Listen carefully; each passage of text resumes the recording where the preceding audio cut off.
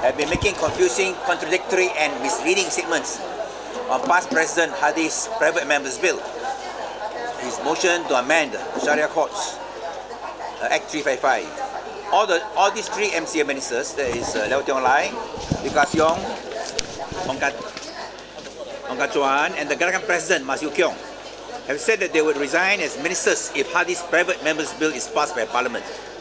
This is an empty threat, as Hadi's private members bill to amend 355 will never be passed by Parliament. As after Hadi's private members bill motion, which is equivalent to first reading, is passed, the UMNO-BN government will take over Hadi's bill. This has been clearly announced by UMNO Minister in the PM's department, Jamal Khair, who said that the BN government will take over Hadi's bill from there, and it will become a government bill from second reading stage onwards. As the International Trade and Industry Deputy Minister Maslan has said, from that stage, BN component parties will not be able to object to amendments to 355, as the bill has been taken over by the federal government, and all the BN component parties are compelled to support the bill as part of the ruling coalition. Lim Kit SIang has said that Hadi's private members bill could only be tabled and debated earliest on March 27, as Parliament's debate on the motion of thanks for the royal address will take 11 days till Thursday, 23rd of March. We and the MCA leaders should stop equivocating on this issue, as the past MP for Bukit Gantang, Idris Ahmad, has admitted that although Hadi's private members bill motion is listed as item number 7 on the order paper, of the 4 government bills, only the government can fast-track debate on Hadi's private members bill motion. Are the MCA Gerakan leaders already looking for a face-saving way out of the impasse when they threaten to quit as ministers if Hadi's private members bill is passed by Parliament, as it will not be any Hadi's bill which will be passed by Parliament after it has been taken over by UMNO-BN federal government? The MCA and Gerakan ministers should stop playing with the words. They should make it clear that they are opposed to two things.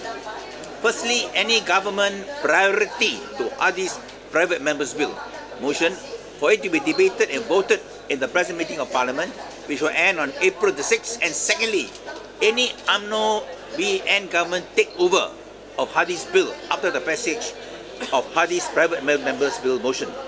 I call on them and all the 15 non-UMNO ministers out of the 35-strong Najib cabinet to submit to Najib their resignation from the cabinet, and their resignation to take effect the moment Hadi's private members bill motion is given government priority and comes up in debate in Parliament for debate and vote.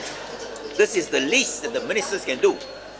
The least that the ministers from MCA, Gerakan, MIC, Sabah, Sarawak, BN parties can do today is to show that they are men and women of principle and not in politics just for position, money and power.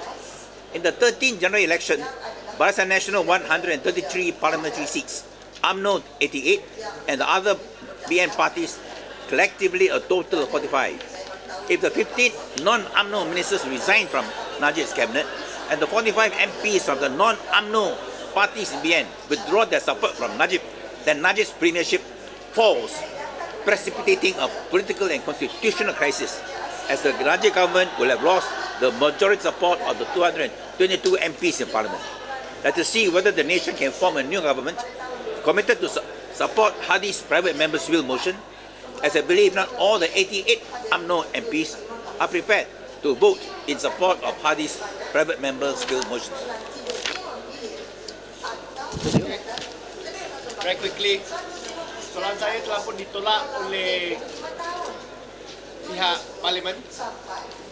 Soalan saya adalah kepada Perdana Menteri supaya beliau menyatakan sama ada peguam negara masih berpegang kepada pendirian bahawa Perdana Menteri tidak melakukan sebarang kesalahan sebab 681 juta US dollar yang masuk ke dalam akaun bank peribadi beliau di M-Bank merupakan sumbangan derma daripada kerabat diraja Saudi Arabia dan bukan berpunca daripada 1MDB.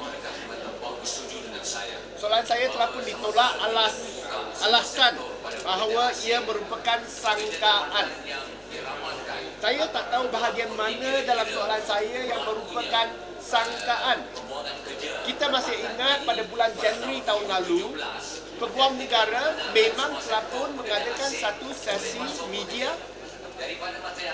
yang di mana beliau mengumumkan bahawa Perdana Menteri tidak salah dan bahawa wang yang masuk ke dalam akaun Perdana Menteri merupakan sumbangan derma daripada kerabat diraja Saudi Arabia.